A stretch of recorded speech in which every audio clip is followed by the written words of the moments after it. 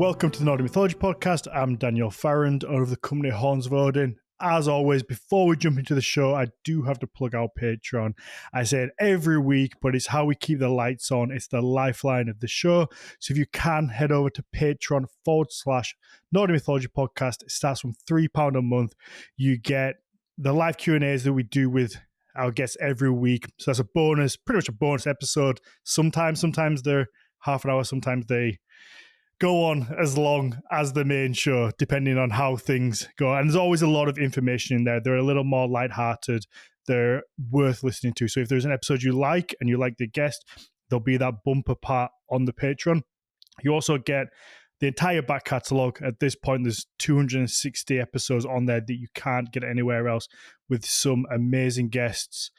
You get any bonus episodes that we do as well. There's story time episodes from the past, but also we do a Viking smut with myself, Mags, and Claire, where we look at amateur Viking erotica, which is always a lot of fun. And yeah, just go and have a look. It's well worth it, and it really does help us out. And if you can't, 5-star rating, positive review wherever you get your podcasts might help somebody else find us.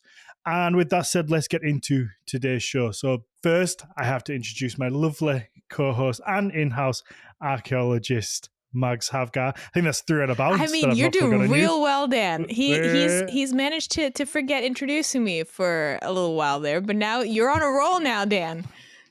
I'm doing all right. Yeah, you are. And then we have a reoccurring guest. I think it's this gentleman's third time on the show, I believe.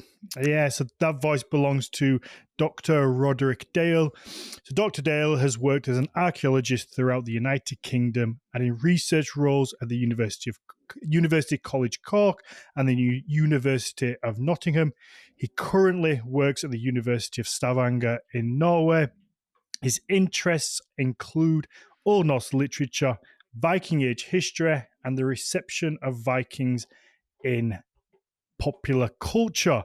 But you're also, I like to say, the go-to guy for Berserkers and Ulfhednar and the kind of these animal warriors that we see popping up from time to time. Hey, thank you for having me back again.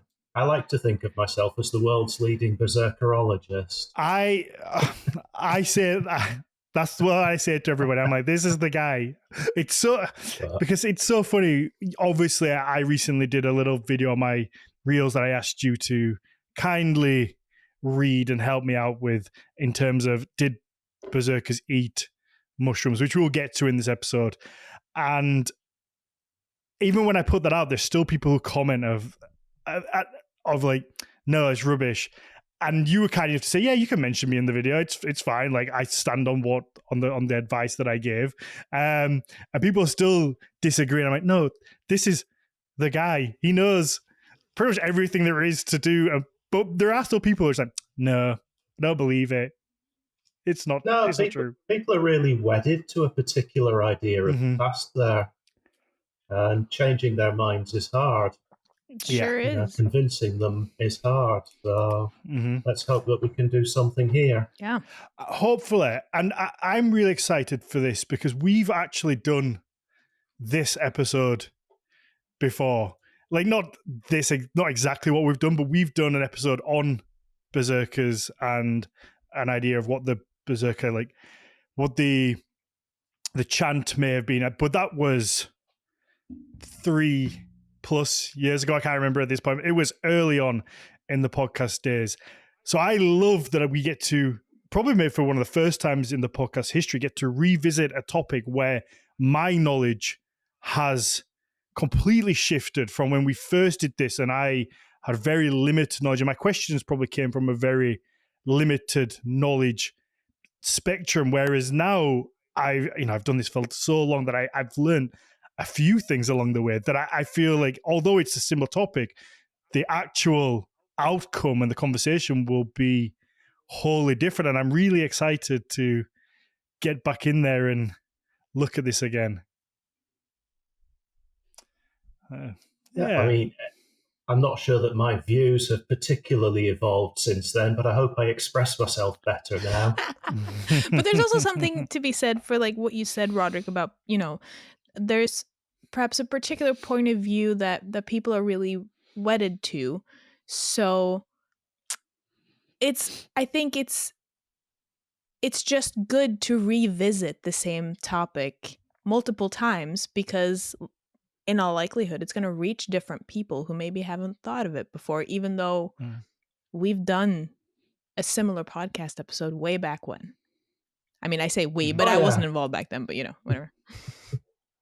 Yeah, absolutely. I mean, you've also got all the pop culture stuff that somebody in the chat saying it's their first time, so thank you. Yeah, that's it. So there we go.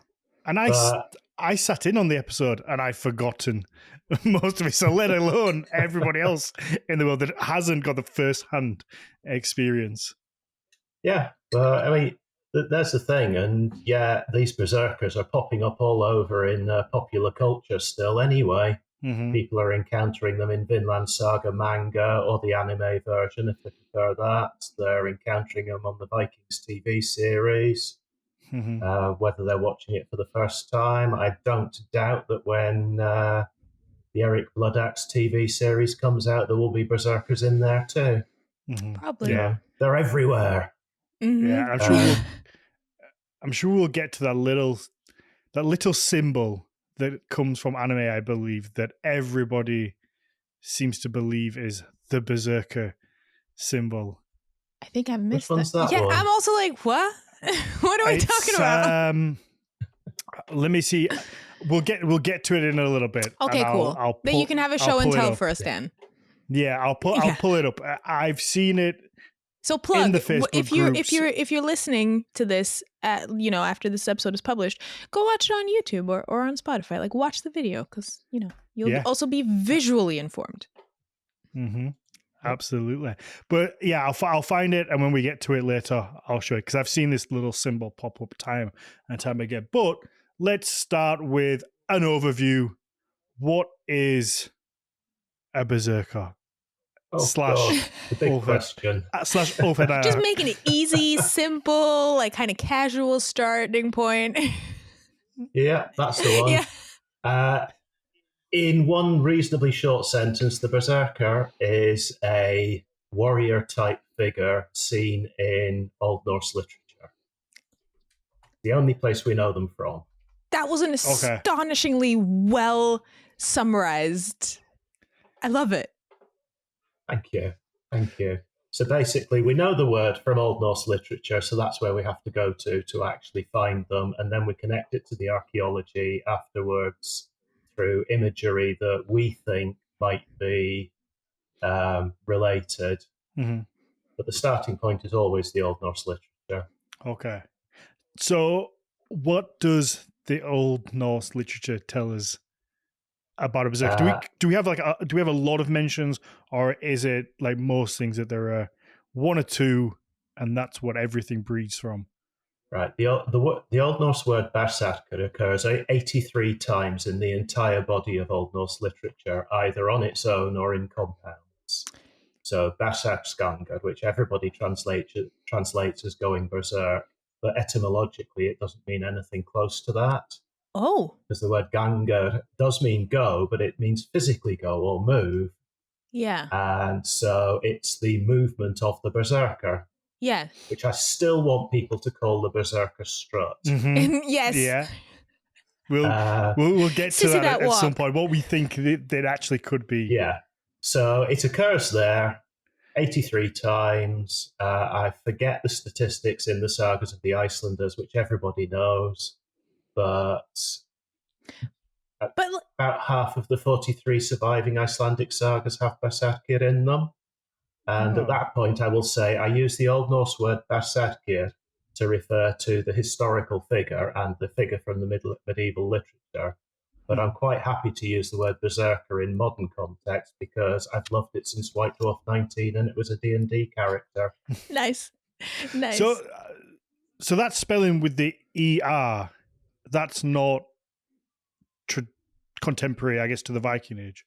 That's not contemporary to the Vikings. The plural form of Berserk, which is KR at the end, has IR on the end instead. So Berserkia. So it just means multiple Berserker. That doesn't. Oh God, grammatically this is a mess. Yeah. But yeah, it means there's lots of them. Yeah. But so like was it 83 you mentioned?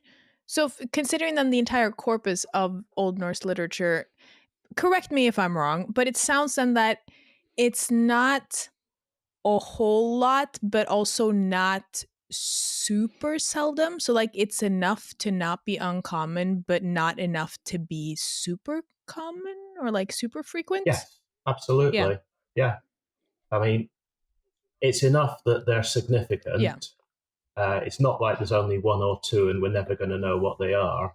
What that actually means is that when I did my research and went into it with a philology head on, I could go in and look at the words in the literature, look at what words were around them, look at the narrative structure of episodes with Berserker in, and there were enough of them to be able to say, this is probably what the medieval audience thought. And this is therefore probably closer to the Viking Age ideal than most modern popular culture depictions would have you believe. Okay. So it's a reasonably large evidence base, and the only problem is that people only read Njál Saga, Egil Saga, Laxdæla Saga, Hrolf Saga Kraka, and possibly a couple of others, and they base everything they know about Berserker on that, because those are the ones that are all in Penguin editions and easy to get hold of in English. Something about that accessibility, man. Accessibility is great. Yeah. So I'm still, because I wonder how many people actually know that the spelling ER is a modern version and that it's not, because I didn't until just now.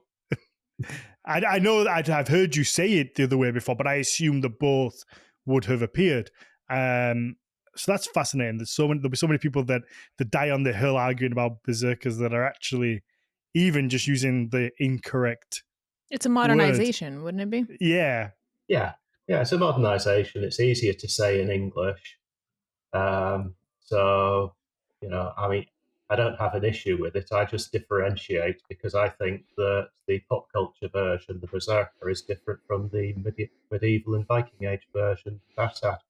And to come right out and say it, I think Berserk could best be translated as champion. Right, okay. See, there we go. Yeah. So, and I know people don't like that because they've told me on Reddit and on YouTube comments. But has the internet been mean to you? They've been mean to me. No, it's fine. Absolutely fine. But it's... Oh, where was I going with that now? Oh, sorry. God. That's okay. When you get old, you forget things. But you could have best be translated to champion? Yeah, best be translated as champion. There's a lot more going on in the background. Sure. But as a champion, a Berserk would have stood in for their lord in battle, in duels perhaps, and we see them often in Holmgang events. So they appear to be intimately connected with dueling, and they would have fought as bodyguards for their lord or king, as we see in Hrolf Saga Kraka, where they're up there with the group that are defined as Kapi, which is a word that's always translated as champion. So you've got the two sides in the hall, but they're all the people most close to King Hrolver. So they're his personal bodyguard. And going off on a slight tangent, Snorri actually describes some of the characters in that are named in Hrolf Saga as Kapi as Berserker. So Snorri Sturluson thought they were Berserker. Oh. Wow. So I would suggest that what we're seeing in Hrolf Saga is an artificial division between two parts in the whole to create conflict. So you can have the good guys on one side and the bad guys on the other to fight each other and argue. Okay, so is there a difference between the mythological Berserker and the actual living, breathing people who were Berserkers in the Viking Age? Depends what you mean by mythological, he says, giving the academic answer. No, but that was my same question, because I was like, what do you mean? The ones who, for example, I guess that actually would put on a bear skin or a wolf skin. Like in Volsunga Saga, I believe there are two that put on like the wolf skin and then actually embody wolf-like characteristics and kind of get trapped in the skin, don't they? So I would take that to then be mythological, because it's not really happening. Well, from a modern perspective. There is that. Yeah. Yeah. Volsunga Saga is an interesting one, because Sigurd and Sinfjötli head out into the woods in the wolf skins, and it's often seen to be some kind of initiation ritual for Sinfjötli. So the idea being that they can only take them off when they've gone through the whole process. And then he comes back as a fully developed warrior. And the problem with that is that it's really an isolated example, which comes back to do we have enough examples of this to say this is what was going on? And there's also been a lot of analysis that has looked at tribal secret societies, male secret societies, where the young men get taken off and sequestered from the rest of the tribe, and they come back as men, having passed through whatever initiation ritual it happens to be. But the problem with that is that in the Viking Age, we're dealing with a proto-medieval society, and Scandinavia hadn't been tribal since, before the, what's the English word? Migration period. So you see, looking at a society that at least from the migration period has been moving more towards medieval style institutions and centralization of power, and away from the tribal society of everybody is a warrior under arms and can be called out, and all those kind of ideas that we have about Celtic peoples versus the Romans or earlier tribes. Yeah. So, and for our it just hit me, for our listeners who might not have the different periodic timelines in their heads, migration period would be about at least 200 to 300 years prior to the Viking Age. So we're talking a pretty good chunk of time. Yeah, it's a solid chunk of time. And so it's a society under development. But the problem is when people seem to think of it as clan-based and tribal, and I'm not sure that those are really good ways of talking about it. No. It's better to think of it as proto-medieval institutions like the king in his court, developing groups like Charlemagne and his knights, for example, to take one example. Or you could look at King Arthur and his knights. The Berserkir would be champions in exactly the same way as the knights were for Charlemagne and King Arthur, assuming King Arthur exists. Yeah, there's that.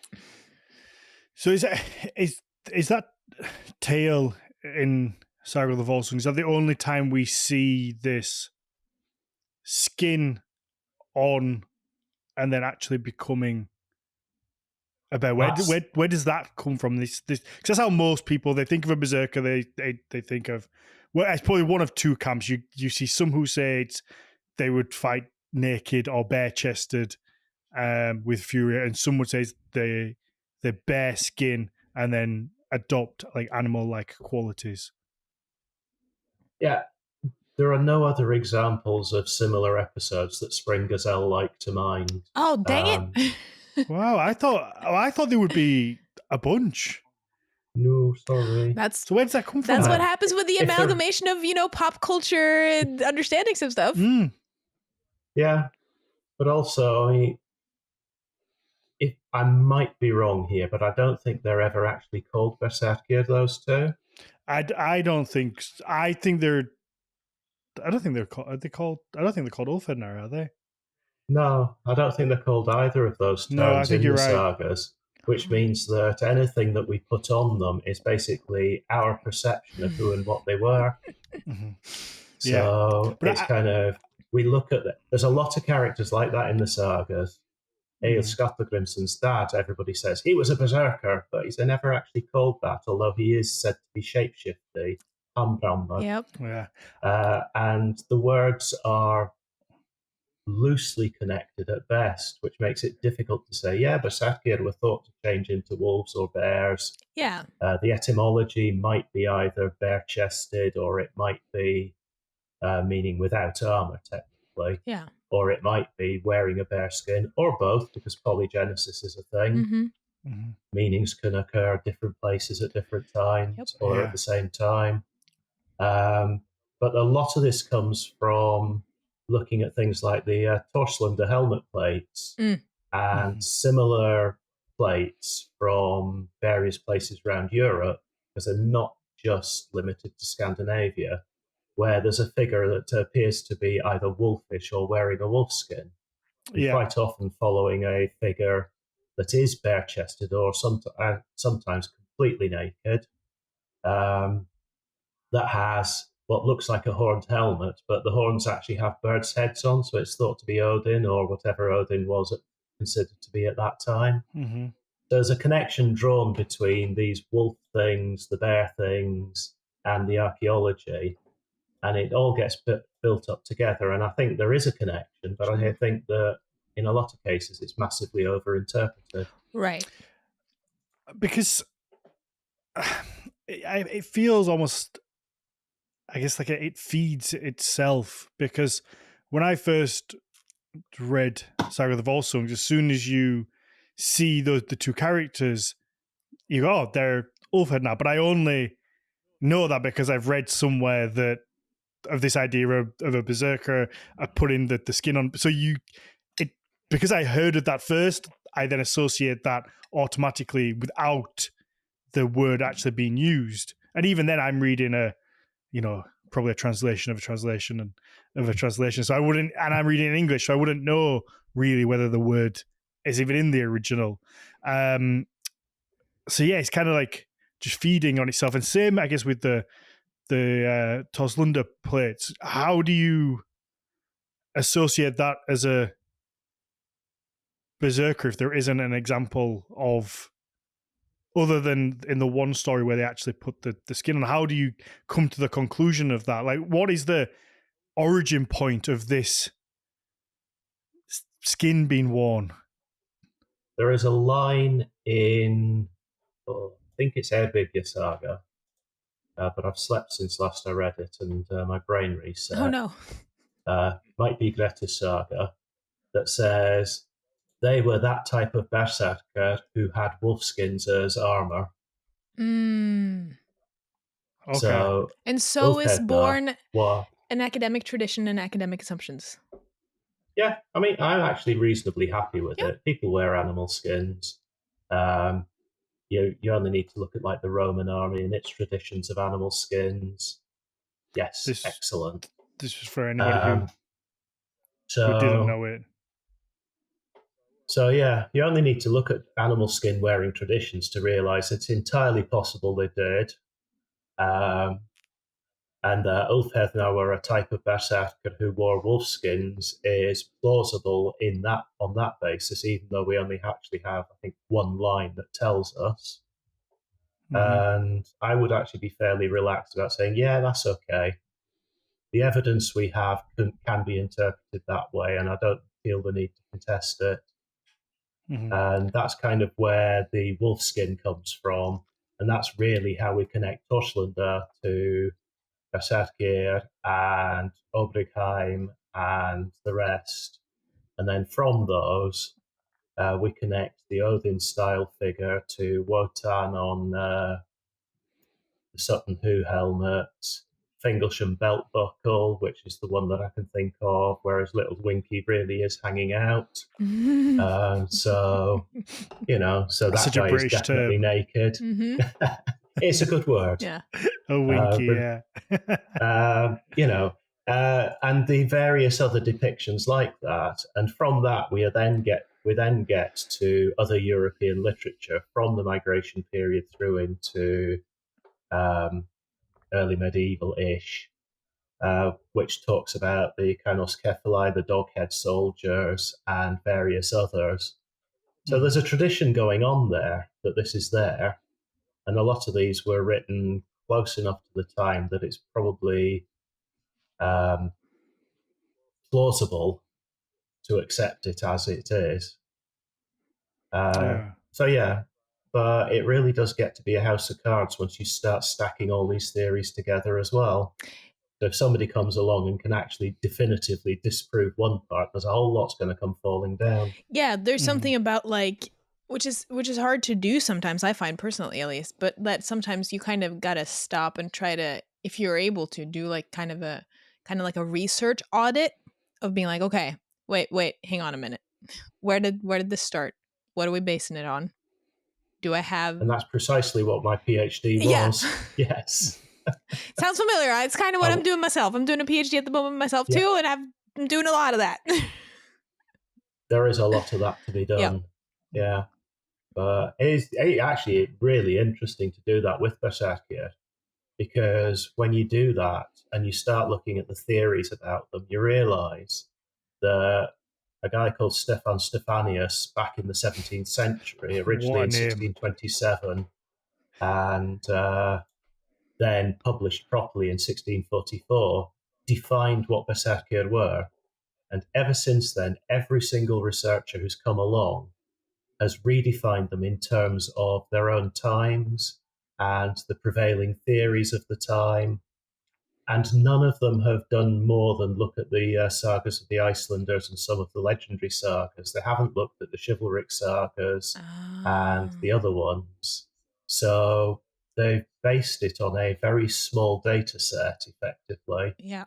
And just created minor adjustments to the theory. Which I'll be honest, when I started my PhD, that's what I thought I was going to do. Oh, sure. I thought, I'm going to go back, I'm going to look at it, I shall adjust this, they won't just get +1 in combat in these miniatures rules, I'm going to make it something slightly different. And then I actually read the medieval literature again properly. Yep. And I realised that actually the literature doesn't support any of this theorising. Hang on a minute. Gosh darn it. Yeah. Yep. I love it when that happens. Love/hate it when that happens. Yeah, it was a real light bulb moment for me. I went in thinking, how did Berserker go berserk? And I realized sort of partway through, shit, Yeah. I've asked the wrong question. Yeah. I should be asking, did they go berserk? Yeah. Mm-hmm. And nobody goes back to that first principles. I guess. But so what? No, sorry, Dan, go ahead. No, you go. I was going to say, because then the follow-up question that immediately crossed my mind would be, well, then, according to like the research that we've just talked about now, not according to the medieval literature, but the research, when do we, in modern times, I assume, speaking from an archaeological perspective here, I'm counting like modern times from like the 1700s onwards. When did we decide that Berserker meant what it currently means in like the vernacular? 1644. Oh wow, that's really precise. Yeah. I think it was a Thursday. No, I'm joking about it. It was basically, it's codified in 1644 by Stefan Stephanius. Huh. He said he interpreted Odin as a black magician from Turkey, because Snorri has Odin. Snorri's Euhemerism basically has Odin as a mage wizard type coming from Turkey to Scandinavia. Mm-hmm. So he's not really a god, but people thought he was a god because he could do these amazing things. And then Stefan Stephanius looked at Berserker and looks at Snorri's famous description of how they were like wild dogs and all raging bulls or whatever, and said, that means Berserker were possessed by demons summoned by Odin, which is why they went berserk. Oh. Okay. I how nice it is that we have such like specific like, okay, this is where the It all went wrong. misunderstanding began happening. Yeah, I mean, this is the earliest one I found. Yeah. There is a guy called Aylett Sams who tried to prove that the population of England was descended from Phoenicians, who mentions it, but he doesn't actually theorize about what Berserkir were. And that's from like about 1576-ish. Yeah. So people were aware of the terms, they were aware of what was going on, but it's only really in the 17th century that we see somebody sit down and codify it. Huh. And then he's followed shortly in 1707 by Celsius, the guy that we get our temperature scale from, saying it was Sami shamanic rituals that were going on. Wow. And then it just all goes wrong after that. Also, poor Samis. Things have just been lobbed at them for centuries. Yeah, I know. I mean, quite frankly, I would be fascinated if it was that kind of thing going on. But it doesn't fit Viking Age religion at all. It's not a form of shamanism. No. You look at was it Regis by Dilmar and oh god, forgotten his name. Clive Tolley's work on it. And their analysis of shamanism clearly shows that Viking Age religion was not shamanic, and also that you don't really need somebody to mediate between you and the gods. You make the gods sacrifices personally. Your relationship is personal with these gods, and that even comes through in the medieval literature. Yeah. So it's like a straight line transaction. Yeah, that's it. Sacrifice to Thor because he's going to guarantee me good wind while I'm sailing, but I'm happy to sacrifice to Christ while I'm on land because he looked after us here. And as is quoted in one of the sagas again. So are you always a berserker? Do you attain the level of being a berserker and then you go berserk in that form, or is it only when are you a man who goes berserk and then you're only a berserker for the period of time that you are right? In an I state? don't agree that Berserkir went berserk at all, as a matter of course. Okay. A berserk is, as far as I'm concerned, based on the research I've done, a social status. You are a champion. Yes, you are going to be a big, hard warrior because a lord has you in his retinue. And you will stand in with that lord. I'm saying him, by the way, because there are no examples of female berserkir in the sagas.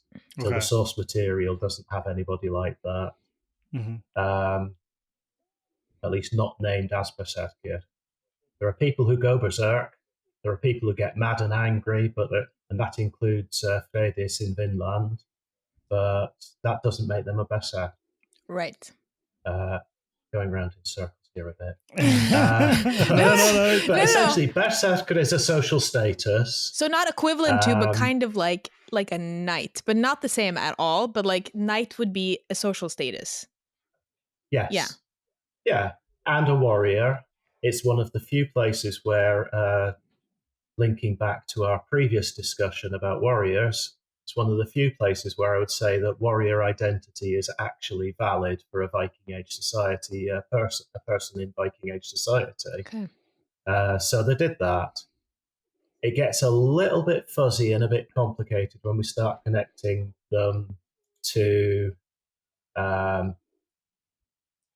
Odin. They are connected in source material, but what that actually means is kind of fuzzy.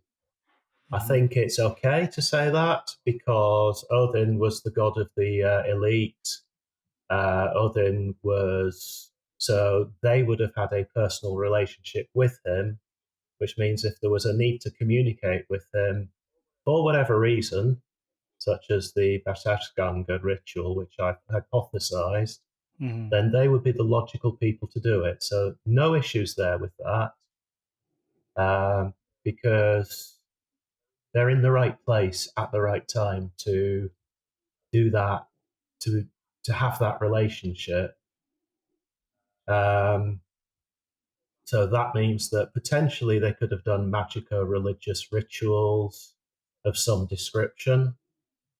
They could have done those before battle, potentially, although the only time we really see them is before Holmgang in the literature. But that doesn't mean that could just be because the Berserkir that we see in the sagas of the Icelanders were always challenging people to duels. Mm-hmm. So there's that going on. Mm-hmm. So would you be one all your life? No. Okay. But again, I think it's Egil Saga, which actually says that one of the characters used to be a great berserk.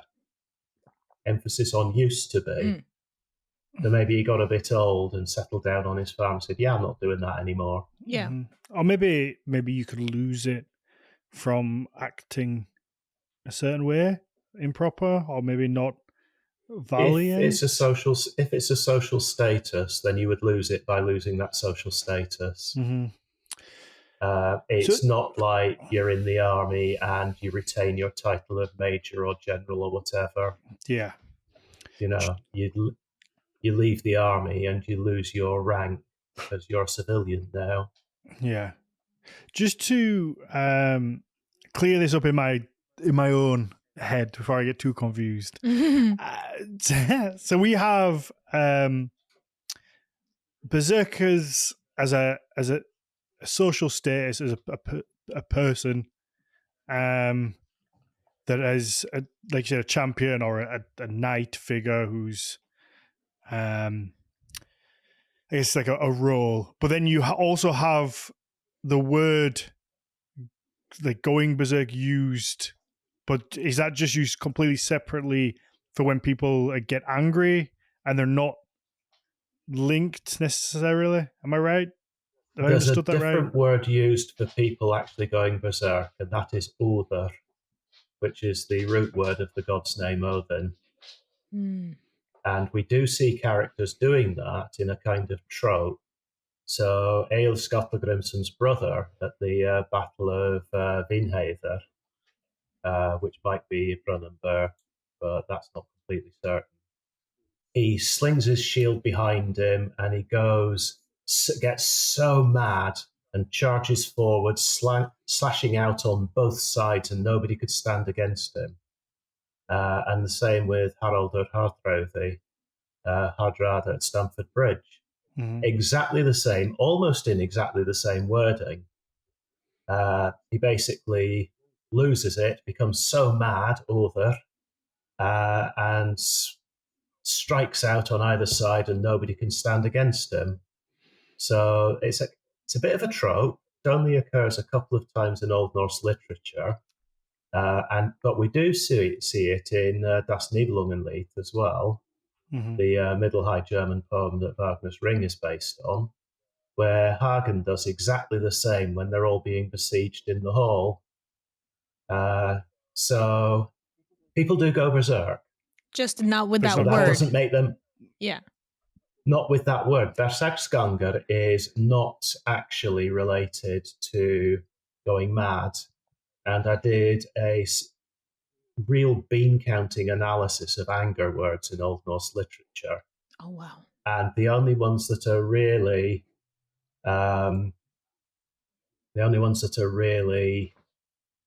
linked to Berserksgangur and Berserkir are reiði, which means anger, but it's also used in a transferred meaning in the same way that we talk about the battle was furious. It doesn't mean it was angry or berserk. It means it was hard fought and aggressive. Yeah, intense. Intense, thank you. Yeah. Shorter way of saying it. That's a good... Yeah. I'm happy to I help. like that. So you get that. But there is precisely one example of the word Odr being related to Berserksgangur, and that's in the saga of Hildebrandr, the Huns champion, who kills the messenger that told him his son was dead. So he got so mad that he killed the messenger before going off to fight people. So it's kind of almost like a blind rage. Blind rage, yeah. So what about this? My little head's all over. What about this idea of biting the shield? Obviously, we have the Lewis Chessman piece of the figure biting the shield, which is often referred to as a berserker. Does that link in anywhere? Love the Lewis gaming pieces. Mm-hmm. They are medieval pop culture depiction of a Viking Age possibility. Love it. They are my favourites. Right. Here we go. Here we go on my favourite, rather shaky theory. Okay. Because they are often called berserker. That figure is often called a berserker, right? Yes. Yeah. Yeah. People often call it that. Again, that really comes from later interpretation. I have no issues with it being a berserker. It does say in the sagas that they bit their shields. I would say, especially when you look at what it's wearing, it's a medieval pop culture depiction. Look at the helmet, look at the brigandino that they're wearing. Yeah. And look at the shield. I mean, that is not a Viking Age person. Nope. No. That's a medieval shield. That's a medieval shield, yes. Yep. But if you also look at Sayings of the High One, Halvamal 1 verse 156, Odin's 11th spell is he knows how to chant under the shield to take people safely into battle and bring them safely home again.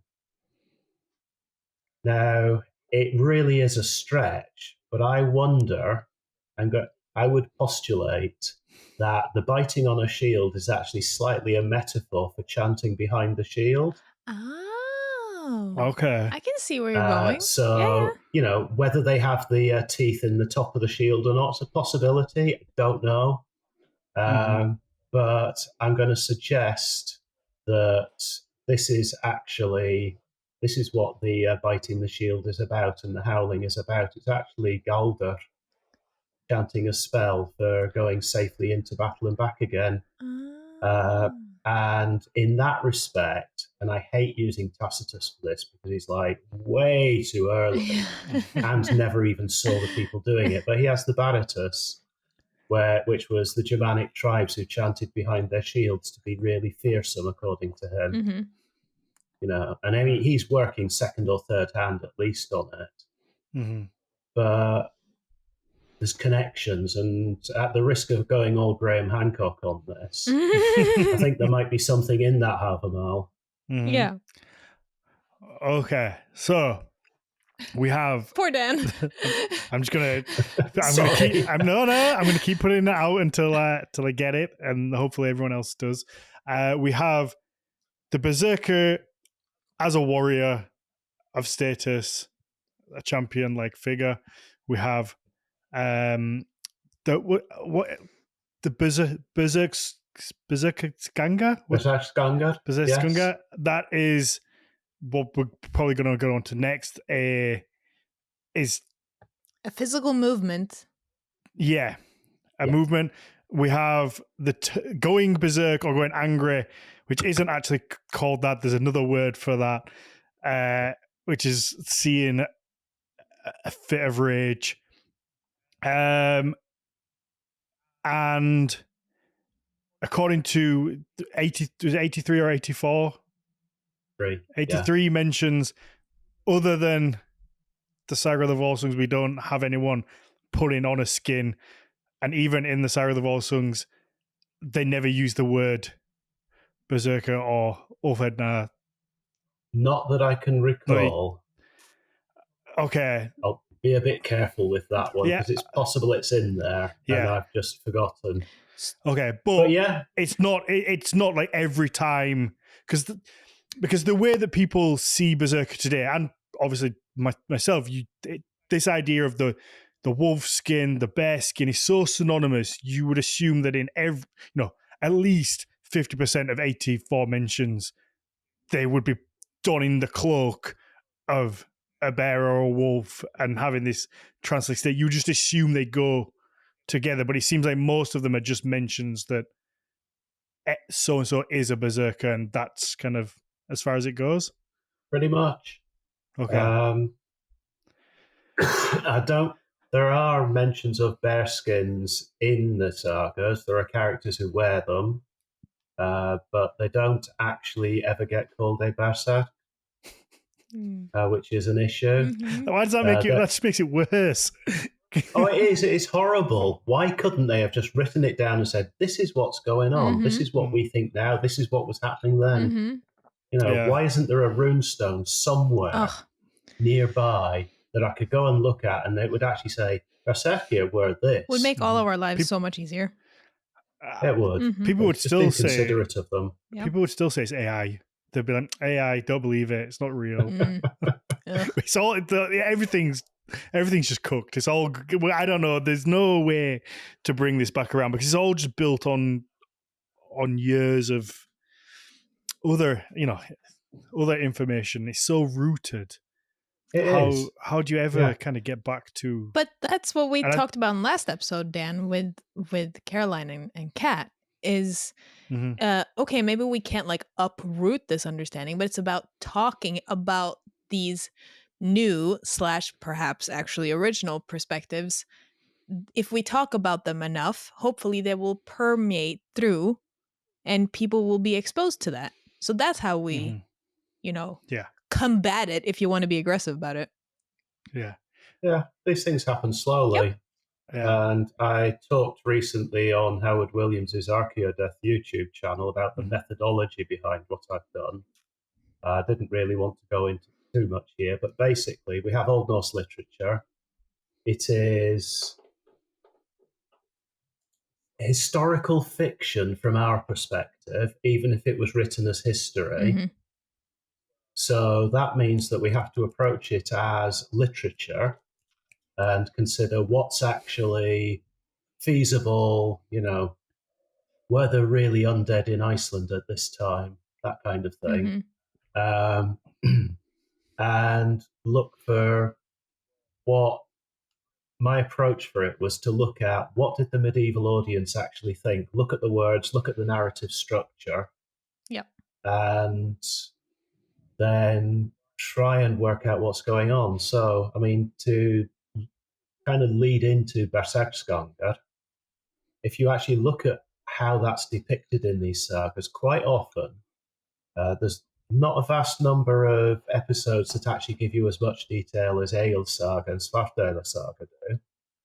But in Egil's Saga, in the duel with Jotr and Blakey, there are distinct pauses after he does Berserkskanger in the narrative, which makes me think that the medieval audience didn't think it was going berserk. There's something else going on. Okay. So Jotr does his Berserkskanger. Egil says, "You ready yet?" Jotr then says, "Nope, not." Carries on preparing. So Egil composes a smutty poem slagging him off. And then the guy says he's ready. And then they have the duel. Then they get a bit tired, so they stop, and Egil does a bit more of his poetry slam against Jotr. And then they fight to a finish, and Jotr dies. These are distinct points. If he was actually waving my hands around too much, and we haven't really got much camera going on there, but I get very emotive about this. So you can only see this, but the recording is this. All of it. You can't see my hand, so the recording is the full kind of usual width. So, that's fine. So if I'm waving my hands and getting excited, that's okay. Yes. We can see but them. Yeah, you look at these narrative pauses and you think, well, the medieval audience is not going to think this guy's gone berserk because, look, he's responding rationally when he's asked if he's ready. Mm-hmm. He's not berserk in the duel because he says, "Oh, I'm getting a bit tired. Can we take a break?" Which would be, not so indicative of a blind rage. Exactly. And you get exactly the same with Moldy in Svartdæla Saga, who performs Berserkskanger, charges into the Jarl's hall, wades through the fire, sits down and greets the Jarl well. Okay, yep. Yeah. So where you've got the detail points to a different idea of what's going on, which means we need to rethink that slightly. Right. So do you think perhaps, if you were to postulate, would you think that perhaps kind of the modern use of the term going berserk, like being equivalent to a blind rage or like a furious, like sort of animalistic rage, would that then perhaps be connected to that 1644 And everything that and follows. everything that follows, Yeah. but not actually I mean, rooted that in the is- source material? It's only tangentially rooted in the source material. Okay. I mean, Stefan Stephanius writes about the sagas, but his interpretation treats them as descriptions of history, Mm-hmm. not as literature that has historical elements. Right. Interesting. So yeah. So that's kind of what's going on with that, which is why I suggest that Berserkr is a ritual, and I'm happy to see it connected to Odin. But I would say that translating it as Berserk Fury or Berserk Rage is not right. So how many... The word Berserk is so rooted in our consciousnesses, it's so hard to even think differently about it. Yeah, it's so it's iconic, isn't it? If you mentioned the Viking Age, and especially like a Viking warrior, that's the one that comes to mind. So the Berserkskanga, is that... How many mentions do we have of that? Do you know off the top of your head? Is that something not off the top of my head, but it's maybe a dozen of the 83, something like that. And do they link? Are they always together, or would that count as one of the mentions? It counts as one of the 83 mentions. Yeah. Okay. It's a compound word, so I include it in the tally. Okay. So do you find mentions of... I guess it goes back to an earlier question of a person being a berserker, then going through the Berserkskanga, and then like do they work together?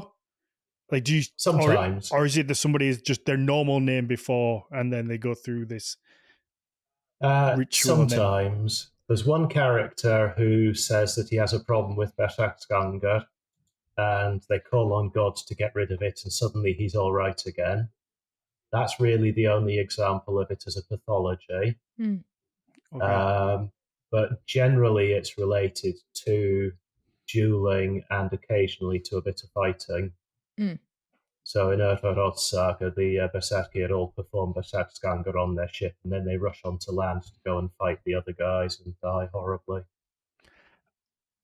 Well, you wouldn't expect that to happen, would you? You'd want the opposite. Oh yeah, but it's drama, isn't it? So, okay, what do you think the Berserkskanga is? What you said, well, you don't think it is. So, how do we accurately, I guess, define it, or as accurate as you can? I think it was probably a magico-religious ritual that they performed. It was probably linked to Odin. I think that stretching it a bit, Alphamole 156 could be part of that because it's the biting the shield and howling. And Galder is often described as a type of horrible howling noise. So that type of magic. I do actually think that the ritual that the Ulfhednar in the Northman is close to my idea of what's going on in function, if not in form, where you see them dancing around the fire. Okay. So there's that potential. Yeah. Huh. I assume you will have seen the Northman movie where they have the scene around the fire. Yeah. That kind of thing, that's very animalistic, and I feel like that kind of maybe is a middle ground of a ritual wearing skins, very much kind of magic, ritualistic for a purpose before going to battle.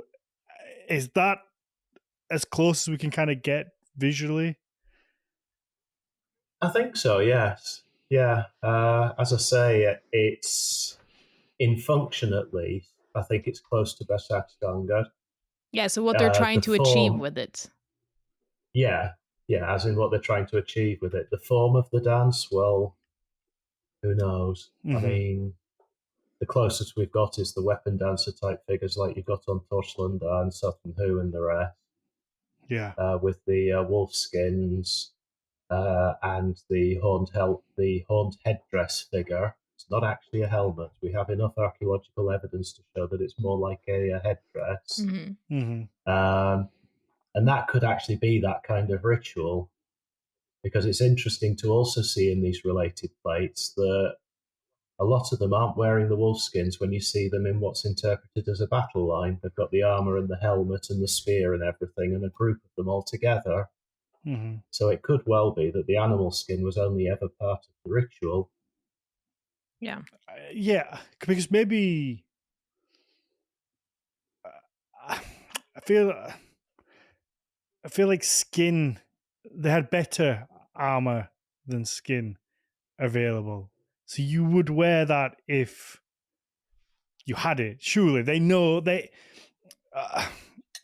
It's tough because obviously there is a magical belief system that's attached to it, but also they must see and understand that mail would be much better than skin. They see people being hit with swords and axes and spears and understand one is much better at defending against those things than the other. So I'd like to think you would probably put it on, but I can't put myself in the mindset. Maybe the belief is enough, but surely enough of them get hit with sharp things to quickly realize that it doesn't always work. You would think so, yeah. You'd think the ones that didn't think that would be dead. So, yeah. Oh yeah, Bjorn the Berserker got a spear through the guts. I'm wearing my armor this week. Yeah. Kind of discussions. On the other hand, young men are full of all kind of macho idiocy as well. Famously. How many? So the only thing I would say is, have you ever tried cutting a bear skin? Oh, yep. I mean, if you cut well prepared hide, it's not, butter. So that's a possibility too, that they're wearing that, which might actually explain why they have to be beaten to death with clubs in the sagas. Oh, because really? the bear skin's flexible, but your sword won't cut it. And if it's flexible enough, then a club would do the job. Yeah. But here I'm kind of speculating based on the various mentions of them blunting sword blades and the various mentions in some of the mentions in some of the sagas that because they were invulnerable to iron, you have to use a large club to beat them to death. Yeah. But I think speculations like that is also kind of how we open new doors for interpretation, though, right? Because I'm also thinking like, yeah, you do have, of course, the more functional mindset of, oh, what will actually, defend me the best. But if, Berserker does denote a sort of status, potentially, then I would maybe assume a specific type of warrior in different types of, fighting bands and armies.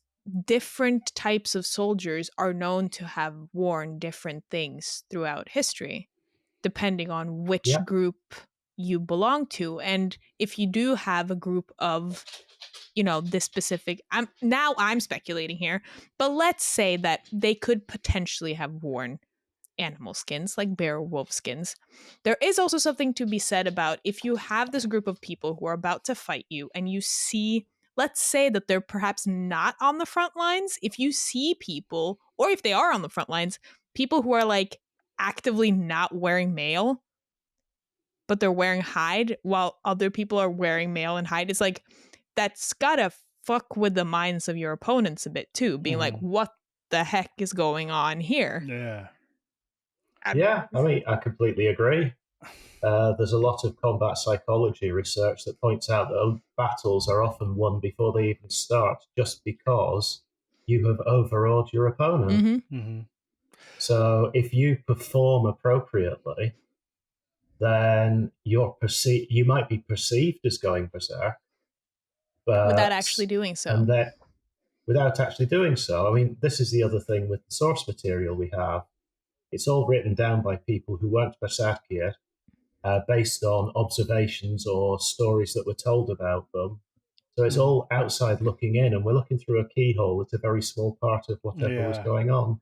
Mm-hmm. That's such an important reminder. Yes. Yes. I guess it could also be true that although they don't mention putting on or wearing skin, other than the one example, maybe culturally they just knew that that's what it was. Like, we're so far removed now, but maybe in the mindset of the people in the Viking Age, they didn't need to be said, because as soon as you use the word berserker, they just go, they know automatically that is what they were, or maybe not, and that's kind of the fun, I guess. But that's kind of a good point, though, because if you read, contemporary source material from like literature from our period, if something is described as he drove there or she drove there, you don't have to say in a car, because that's implied, because they drove. We would automatically know. But if you come from a society where driving isn't synonymous with car, we become like, what? Yeah. You get exactly the same in Mallory's Morte Arthur. Every time a knight is mentioned, you need to physically imagine the squires that are accompanying that knight. The squires aren't important enough; they're just assumed to be there. Yeah, but I guess, but a knight as well is a good point, because if you said a medieval knight, we know like plate armor, the helmet with the little visor that comes up. They probably got jousting. There's all these things that we just know culturally that is what a knight is. You don't have to explain. Then every time you mention a knight, it is this. So maybe it's also that. I mean, absolutely, there is that, and honestly, I can't say yay or nay to that because it's not actually in the source material we have, and so then how would you know? So how do we know? But we do have that connection to helmet plates with wolfskin warriors. So yeah, it might well be that's what they're imagining. You don't get bears on any of these, which is interesting. It is. Nobody's because that's wearing bear skins. That's the one as well, isn't it? That like Berserker's the one. Ulfhednar, you kind of know if you're into this stuff, but for the most part, the Berserker is the one that the average Joe knows. It's the bear skin, and it's interesting that isn't on we there. We don't have the depictions. There's a single rune stone that has a figure that appears to be wearing a bear skin or have a bear's head. So I know of possibly another example from my own material that I'm working on, and that is there is one, potentially two of the tapestry fragments from Oseberg that shows humanoid warrior types, assumed because they're carrying shields and potentially spears, but the spears are all pointing downwards, by the way, whose heads are quite similar to what we would assume a bear to be. But I would then also immediately follow that up with none of them are in active combat. Yeah, I mean, this is why I go back. One of the reasons why I thought ritual, because it's always the excuse, isn't it? Ritual. No, I'm doing it. But I can relate from one archaeologist to another. The whole ritual thing. Yeah, I know. Yeah, but yeah, I mean, if it's part of the Berserksganga and they don't wear it actually in the fighting, that's possible. I mean, there is one other example which very much resembles the runestone, which is a mural in the Hagia Sophia in Kiev. Oh, no way! And I forget when it would be painted. It would be 1100-ish, 1150, and it's a duel, or an apparent duel, with one bear-headed type figure and one normal person fighting each other. So if you're curious, Is it this one? I'm just Then, gonna I see there's a question here. I'm going to take another sidetrack to mental health issues. There's a question in the chat about people in court. Yep, that's the one. Is this there the you one? go. You found it. Oh, That's that's a bear? slightly terrifying. Yeah, but it's somebody with a mask. All right, yeah. Fighting. I think it looks like a duck. Yeah. Okay, it's a berserker. Yeah. Yeah, it looks like a duck to me rather than a bear. Yeah. But I mean, these people, if they're in court or anything, they're people who are trained to fight. They don't care. Maybe they're quite happy to wear a duck mask. I don't know. Maybe. Quacking and about. they're likely to have been people who were brought up to do all this stuff. The rituals make sense to themselves, everything else. So there's nothing really here, which, looking at the question in the chat, which points to mental health issues or an ability to tap into adrenaline, especially better than other people, other than the fact that they would almost certainly be more aggressive because socially conditioned to be more aggressive. Yeah. And if your dad's a berserker, then you've probably got better dinners and grow taller and stronger anyway and are brought up to be it. Son, you're a berserker. Our family has always been berserker. So, that. So we're talking about like a warrior elite. And these are going to be the best of the best. And I guess it's a club, a gang that you join. It's a frat. If you, it's a fraternity. No, I'm just kidding. If you're we still have them today at the SAS, the Marines. We have these groups of the most highly trained individuals who act together because, as well, I guess if you get to a point, you also want to be with those are also capable. You don't want to be with Joe the farmer and his pitchfork. You want to be fighting with people are equally competent, I guess. So they would have maybe this group, and also the king would want to keep them close. So it's an elite status that then possibly is closer to Odin because of it.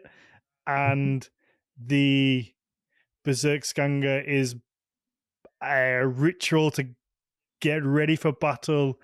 Kind of, I guess, compare it to maybe something like a haka or a warrior dance or war dance that we see in other warrior cultures. That kind of thing of, because going to war is scary as well.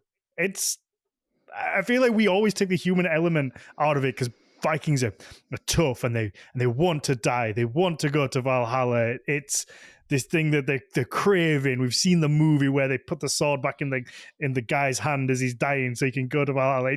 It's what they want their whole life. But really, it's really scary having someone swing a sword or an axe at you, trying to cut bits off you. And they've seen people who've not died straight away from wounds, that have just had bits hanging off and maybe died 2 weeks later from gangrene in excruciating pain. They understand how scary it is. So maybe you do need to kind of psych yourself up a little bit and get in that mindset. Yeah. That short answer. Well summarized, Dan, because I think that's really appropriate. Because I think just kind of going back to pop culture references, that's something, not that I want to see necessarily more gore on our screens or stuff like that, but that's something that I find the most fascinating in battle scenes and stuff. And mind you, I'm not a military or like war expert in any way, shape, or form, but I always find it so fascinating how quickly people die. Because likely the most important thing is also to incapacitate people. Not necessarily to kill them. It's to make sure that they can't attack you back. So if they're not super duper dead straight away, but they're incapacitated, that's fine. Yeah.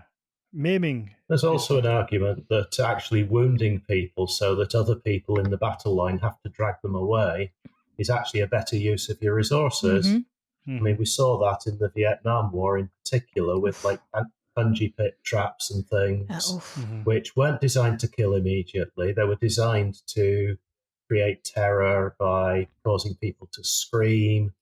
And military training tells you deal with the screaming people first and leave the quiet ones, even though the quiet ones might actually be worse off, but that's a whole other rubber. Mm-hmm. Because screaming people are a distraction. Mm-hmm. And if they require attention and somebody gets his leg chopped off and two people then have to help them away from the battle line before they can come back, that's two fewer people you're fighting. Yep. Mm-hmm. It is that mental element as well, isn't it? Because if you're the second line in and there's a bunch of your friends or people you had dinner with the day before lying on the ground screaming, you're thinking, do I really want to be here?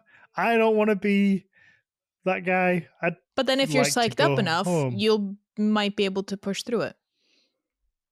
Well, or you won't even notice because you've been pushed through it, because you are that psyched up, which is kind of where the haka comes in again. It has social and cultural relevance to the Maori people, but it's also very good at attempting to intimidate people and also boosting your own adrenaline and confidence. Mm-hmm. And you perform it with other people, so you know that you're in a group, you're not alone. Yeah, it's also the belonging thing, right? Yeah. Strength in numbers. Yeah. And if you imagine a haka being described in 500 years' time based on somebody finding a little bit of video or whatever, and interpreting it without any cultural context whatsoever. The only video that survives is on a rugby pitch. Yeah. And they now have to try and decide what that is and look back and be like, did they use this in real life or was it just entertainment for this weird sport they played chasing a egg-shaped ball? Well, I mean, but yeah, this is kind of where we are with Old Norse literature as well. Mm-hmm. We're looking at that one bit of video, 30 seconds of video of people doing something really weird where they're slapping their arms and legs and howling and chanting and all the rest. I mean, this is going back to the source criticism argument. Mm-hmm. Which is, no, sorry, go ahead. No, carry on. I was just going to say which makes it really interesting, because I think that's such a good example, because it really puts it into perspective of if we had access to more than, that literary 30 seconds of video, the picture might look completely different to us. Yeah. We might get much more going on. I mean, we would know that these people in the Viking Age were used to slaughtering animals themselves and the smells and everything.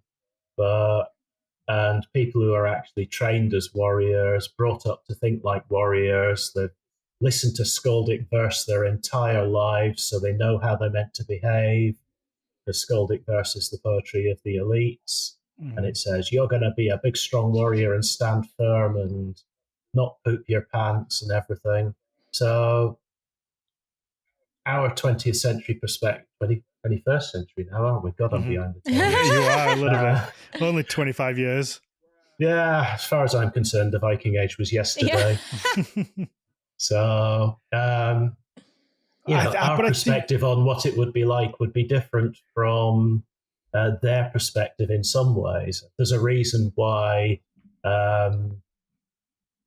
oh God, who was it in Prussia? Charles the Great? I think Frederick the Great in Prussia actually wanted to recruit farm lads to his army because they were used to slaughtering animals and the blood and the smells from people's bowels and everything. It didn't freak them out. Yeah, it wouldn't freak them out as much. No, to the same extent. Yeah. But I think that goes so far. We obviously we have people today, special forces that are trained in that similar scenario of, they're taught the most extreme things of and how to act, how to behave, things you're going to see, experiences, being in war zones. They go through that same brainwashing, for whatever, one for a better term, of, you're doing this for land and country. you have to kill the bad guy before they kill you. That this still happens, and those, we still get those people that come back either, severely damaged mentally with extreme PTSD, or accounts of them saying, I was scared shitless, but the training over, because these people Took are selected over. because these people are selected because they have a certain mentality, and I was scared, but I had the training and I knew what I had to do. And then after is when obviously maybe the PTSD hits, but it doesn't take away the human element of being scared. They just kind of know how to deal with it. And once you're dropped in that position, I think most people, if they found themselves in, a war zone, you kind of have to do the best you can. Obviously, the more training you have, the better. But most people would go into that mindset. I think most humans have of like, I have to do what I have to do to get out of here. And very tunnel vision. Or certainly, I can't say for everyone, but I think the that's how a lot of people responses would act. would Very kind of. Yeah, I think the responses would greatly vary from person to person, but you would have the survival instinct that would kick in. And if you if you then come from a background that has really conditioned you to kind of, I wouldn't say deal with, but like be in that set of like extreme circumstances, then you would probably act differently than people who haven't been conditioned for it, essentially, which was vague as hell and not what I wanted to say, but I couldn't get there. Yeah, I would agree with that. You've just got me thinking about the poem, The Battle of Malden now, where half of Berknoth's army runs away while his bodyguard stands and fights and dies round him. And you could think of it the same way, that the bodyguard is there and has been conditioned this way. But you do get people who run away as well.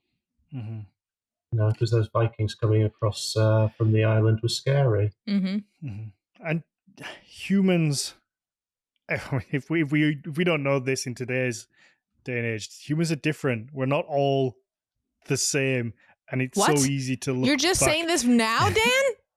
I know it's so easy to look back at the Viking Age, though, and just have a kind of template that you say, oh well, the Vikings who went raiding are this, the Valkyries are this, the Berserkers are this, and the farmers are this, because it's just a template figure that you can put in place, when in reality, every one of those people in those positions are also humans with feelings and emotions and individual. So, and they're different. They're very different set of experiences, entirely based on who and where and when they came from.